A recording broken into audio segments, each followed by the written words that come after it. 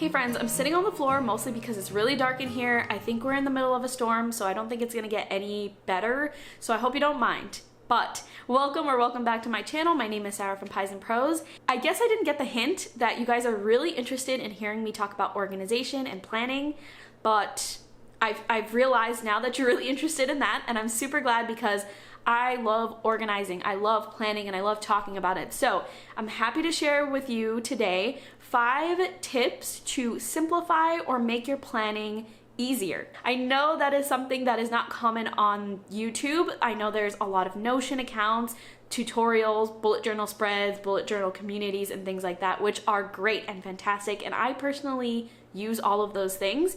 But I understand that some of those tools are a bit overwhelming for some. Sometimes it's a bit too intense, or it's too time consuming, or it's just not effective in general. And so this video is going to be helpful for anyone who feels overwhelmed with the concept of having like such an intricate sort of planning routine. It's going to help you look at planning and organizing in a much simplified way while still being effective. So like this video at any point. If you're liking it, I appreciate it so much. And let's get right into it. All right, so the first step or the first tip is to create an ugly to-do list. Now, what is an ugly to-do list? It's essentially a piece of paper with a list of things that you've got to do. And I know that sounds silly and obvious, but a lot of us forget that we don't need charts, we don't need checkboxes, we don't need color coding and anything like that. Sometimes we have to just start with our tasks, because that's the most important thing that we're focusing on here. And that's the whole reason why we're planning to begin with, right? Our main focus is to get those tasks written down so we know what we're gonna be working on. Very, very simple. So step number 2 or tip number 2 is to experiment with different organization tools. Now, I've experimented with a lot of organization tools, and I have a few favorites. I've done a video on this before, so I will link it in the cards and in the description if you're interested in checking out those. But to name a few, there's Notion, there's bullet journaling, there's academic planners, there's Trello, things like that. Those are organization tools. All of these organization tools have a different method or a different way of organizing. So you've got to see which one works best for you.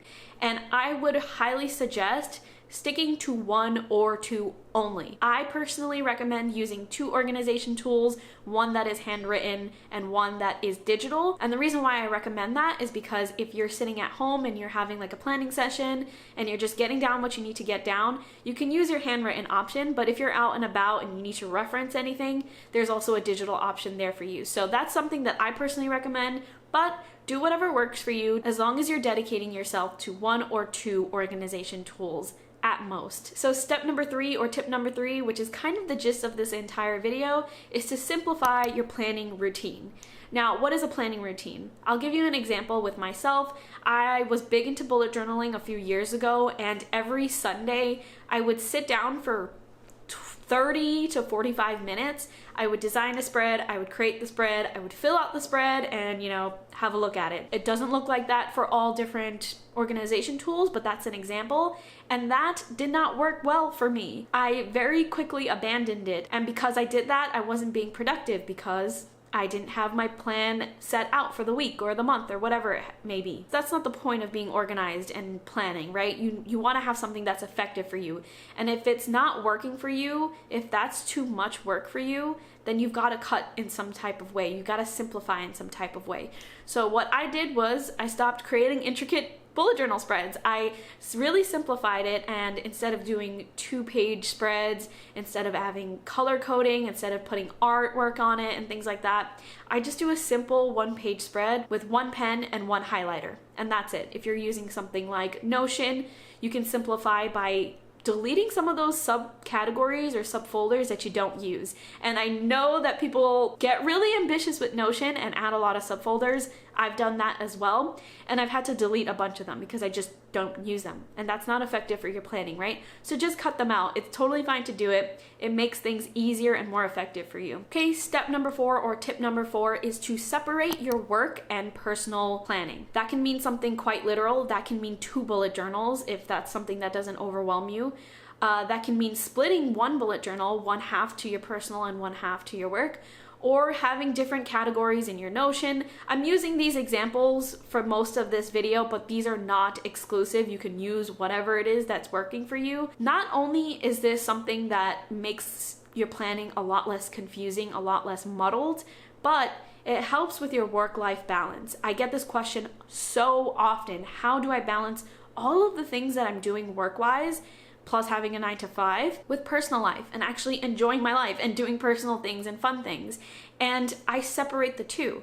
And when I separate the two when it comes to planning, that makes me prioritize each in their own respective times throughout the day, throughout the week, whatever it may be. Work-life balance is very important to mental health, and a lot of the way that you plan your day and your week can really improve the way that you have your work-life balance set up right now. For me, with my Notion, I have like a weekly to-do list, and I spend the top half of it with like work-related items and then the bottom half with personal items, and that works for me right now. The last step, or the last tip on this video, which is probably going to be the most impactful, is to remember that simple planning, easy planning, should not equate to lazy planning. The whole purpose of this video is to emphasize that simplifying your routine is the most effective for your productivity. So when we're simplifying our planning, we're really pinpointing, we're editing, and we're really cutting all of those fluff points in your planning routine to help you focus, really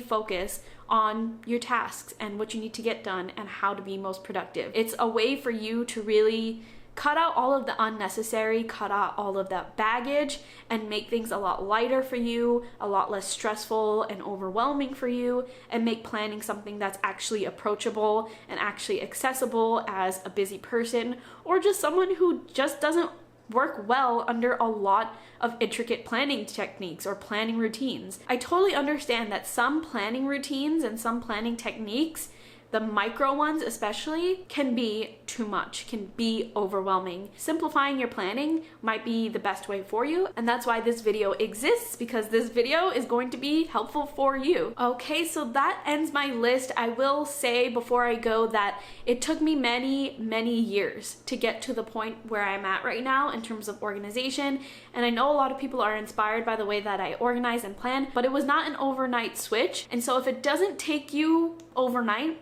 I don't even think it's going to take you overnight, but if it doesn't take you overnight, if it takes a few days, if it takes a few months, if it takes even longer than that, it's fine. You're experimenting and figuring out what works best for you, and we don't need to be conformed by one way of doing something. So experiment. I think it's going to help you figure out your path a lot quicker than me personally, because I didn't have a video like this. If you have any particular things that are kind of blocking you and you're not sure how to get past that, let me know in the comments. I've dealt with so many different roadblocks in terms of planning. If you like this video, that will let me know that it was helpful, so go ahead and do that. If you made it to this point especially, I appreciate it so much. It means a lot to me, it means a lot to this channel. And I wouldn't know what kinds of videos to post if it weren't for your feedback, so please send your feedback, send your comments, talk to me so that I know exactly what you're interested in, because this channel is mostly for you. Like, I love this channel so much, and part of it, a huge part of it, is for me. The videos are for you. Best of luck with your planning journey. That is all for this week.